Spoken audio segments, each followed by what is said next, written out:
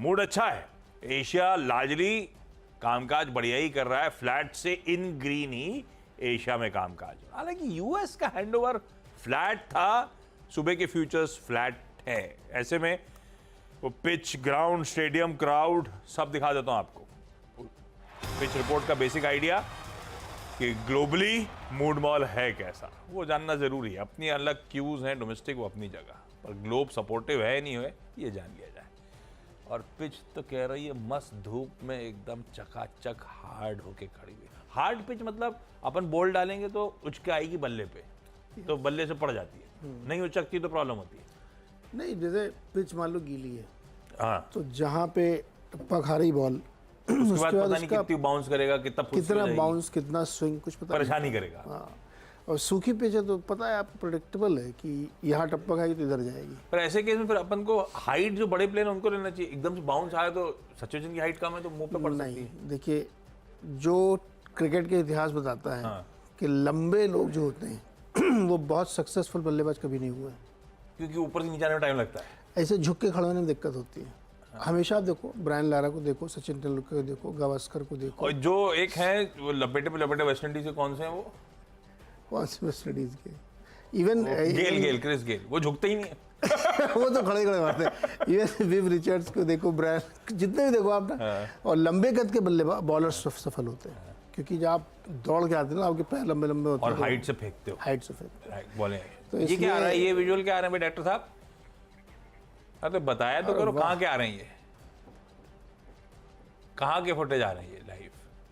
मुंबई के होंगे और कहाँ के, पुणे वुणे से देखिए, अलग अलग जगह से जो फीड जा रही है हमारे पास, गुड़ी पाड़वा की फेस्टिविटीज, नववर्ष की फेस्टिविटीज की, वो आपकी स्क्रीन पे इस समय चलती हुई। तो आप जो मैच देखने आए, पिच और मैच को भी मिस नहीं करेंगे, और साथ साथ स्टेडियम के बाहर का जो माहौल है वो भी हम कैप्चर करेंगे, तो आप कुछ भी मिस नहीं करने वाले। और वैसे आप सबको हिंदू नववर्ष की खूब खूब शुभकामनाएं हमारी पूरी टीम की तरफ से। अब पिच कैसी? पिच शानदार, पिच में कोई दिक्कत नहीं है। आप इवेंट का इंतजार लोग कर रहे हैं, यूएस में भी देखो या दुनिया भर के बाजारों में देखो, इवन अपने मार्केट में आप देखो, पिच में कोई प्रॉब्लम नहीं है। बल्कि टारगेट बढ़ा के आ रहे हैं, ठीक है, अब इन्फ्लेशन का इंतजार हो रहा है, ये सब चीज़ें हो रही हैं, लेकिन पिच में कोई प्रॉब्लम नहीं है। अब ये डिपेंड करता है कि स्पेसिफिकली आप कितना अच्छा खेल पाते हैं। तो अपन ने तो पास्ट परफॉर्मेंस जो थी उससे आपने टीम सेलेक्ट करी।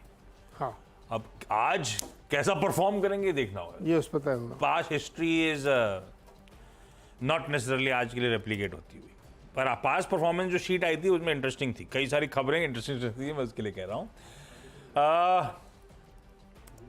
पहला जो रखा है मैंने लाल में रखा है, ग्लैंड फार्मा को लाल लेके चलते हैं। एक लार्ज ट्रेड हो सकता है आज, ऐसा सूत्रों के हवाले से खबर, वैसे दो हो सकते थे। एक्सिस बैंक को मैंने नहीं रखा, बैंक्स, क्योंकि कल आपकी टीम में है क्या एक्सिस बैंक? नहीं, तो एक्सिस बैंक मैंने भी इसलिए नहीं रखा था, उसमें भी लार्ज ट्रेड है, बेन कैपिटल फिर माल छोड़ने वाला है, पर बैंक स्वीट स्पॉट में है, कल रिकॉर्ड हाइज दर दिए हैं। बेन कैपिटल खुद भी कॉन्फिडेंट है, डिस्काउंट ही नहीं दे रहा है, कल की क्लोज आधे % के बीच में ही शायद सौदे निपट जाएंगे आज, और एक्सिस बैंक तो वाला है, शायद हो सकता है ब्लॉक विंडो में निपट जाए, तो वो सब रिस्क के चलते मैंने, अब इसमें भी भरोसा नहीं, ग्लैंड फार्मा भी हो सकता है ब्लॉक विंडो में जाए, वो लिबर्टी अपने पास, क्योंकि 9:15 तक अपने को आइडिया होगा जब मार्केट खुल रहा होगा, तो आप देख के रखिएगा, अपने पास आइडिया नहीं है। पर ग्लैंड फार्मा इसलिए कह रहा हूं क्योंकि इसमें दो Nicomac machinery and RP advisory services सूत्र बता रहे हैं कि आज लार्ज ट्रेड होने तैयारी हो रही है और 4.4% हिस्सा बेचेंगे। 4.4% मतलब अच्छा खासा चंक बिकने के लिए आने वाला है। 1725 रुपए का फ्लोर प्राइस, 1725, और ये कल क्लोज हुआ 1860 पे, मतलब 7 से 7.5% का डिस्काउंट हो सकता है। सीएमपी से लेकर इस डिस्काउंट के बीच में कहीं ये सौदे होते हुए नजर आए। इसको लाल रखा है मैंने, पर देख लीजिएगा भाई, क्या पता ग्लैंड फार्मा को लेकर भी एपिटाइट आ जाए, म्यूचुअल फंड के बहुत पैसा है आजकल, लेकिन फिर भी लाल, लॉजिकली लाल लग रहा है ये स्टॉक, इसीलिए पहला स्टॉक लाल से शुरू करा। दूसरा जो स्टॉक है वो है हाल की लिस्टेड कंपनी लैंडमार्क कार्स की, जो पीयर टाइप थी, जो साउथ सेंट्रिक ज्यादा बड़ा प्ले था, पॉपुलर व्हीकल्स। ये अभी की आपको याद होगा आईपीओ आया था, केरला की बेस्ड कंपनी और केरला, तमिलनाडु, कर्नाटक, कुछ हद तक महाराष्ट्र वगैरह में धंधा सिमिलर मॉडल जैसा लैंडमार्क कार्स का है। जब आया था तब तो ठीक था, टेबल पे ऐसा लग रहा था जितना वो ऐसा कोई बहुत डिस्काउंट छोड़ा नहीं था टेबल पे। लैंडमार्क कार ठंडा पड़ रहा था तो मजा नहीं आया था।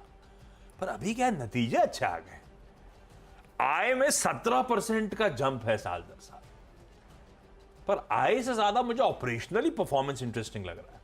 जब आय 16.9% बढ़ी तो इबीटा में 35% का जंप, बढ़िया मार्जिन एक्रीशन, मार्जिन एक्सपैंड होते हुए, और मुनाफा 50% का इजाफा है। भाई 10 करोड़ के आसपास वाला मुनाफा 15 करोड़ प्लस पे पहुंचा है, 50% मुनाफे में इजाफा है।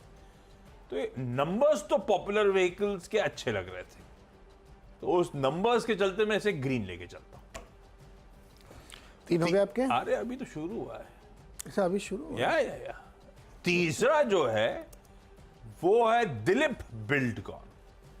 हालांकि ये कंपनीज इतने ऑर्डर मिलने लगे सबको कि रिएक्शन बंद हो गया। आरबीएनएल तो रिएक्ट ही नहीं करता है छोटे छोटे ऑर्डर्स पे, तो अपन रिएक्शन पता नहीं, खबर अच्छी लग रही है पर रिएक्शन अच्छा होना चाहिए पॉजिटिव साइड पे शायद। इसने कल शाम को अपडेट दिया कि Haryana rail infrastructure development corporation, उसके एक ईपीसी मोड के प्रोजेक्ट के लिए ये L1 डिक्लेयर हुए। L1 मतलब लोएस्ट बिड इन्होंने करी, टेक्निकली क्वालिफाई कर चुके होंगे, लोएस्ट बिड आ चुकी है, तो इन ऑल लाइकलीहुड इनको ऑर्डर मिलता हुआ नजर आएगा। कुछ दिनों में लेटर ऑफ अवार्ड आएगा, तो क्लैरिटी आती हुई L1 आ गए। उस प्रोजेक्ट के लिए बिड इन्होंने करा था 1092 करोड़, 1092 करोड़ रुपीस का, तो ऑलमोस्ट 1100 करोड़ रुपए का ऑर्डर ये कंपनी बैक करने वाली है। दिलीप बिल्डकॉन को मैंने ग्रीन कर दिया। अब हो गए 3। ओके, पहला तो टाटा मोटर्स है, तो उसमें जो JLR के फुल ईयर सेल्स नंबर उन्होंने दिखाया, उसमें 20% की साल दर साल ग्रोथ है, और ये काफ़ी नंबर अच्छा देखने को लग रहा है। यहाँ पे होलसेल नंबर भी 25% बढ़ के आया, 4 लाख से ज़्यादा गाड़ी बिकी। और यहाँ पे ध्यान रखना चाहिए कि पिछले बीते साल में चाइना से बहुत अच्छे नंबर्स नहीं थे, क्योंकि वहाँ थोड़ी दिक्कतें थी। उसके बावजूद क्या, और Q4 में भी 11% की ग्रोथ देखने को मिली है, तो इसको रख सकते हैं यहाँ पे टाटा मोटर्स को ग्रीन में। फिर 2 बैंक हैं, RBL और साउथ इंडियन बैंक, इसमें बड़े फंड की तरफ से बाइंग की गई है। सिटी ग्रुप ने खरीदा है RBL बैंक में 66-67 लाख शेयर्स, और साउथ इंडियन बैंक में 1,76 लाख शेयर्स, तो इनको भी ग्रीन में रख के चल सकते हैं।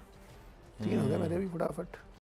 बता दें कि मनी कंट्रोल पर दिए गए विचार एक्सपर्ट्स के अपने निजी विचार होते हैं। वेबसाइट या मैनेजमेंट इसके लिए उत्तरदायी नहीं है। यूजर्स को मनी कंट्रोल की सलाह है कि कोई भी निवेश निर्णय लेने से पहले सर्टिफाइड एक्सपर्ट की सलाह लें।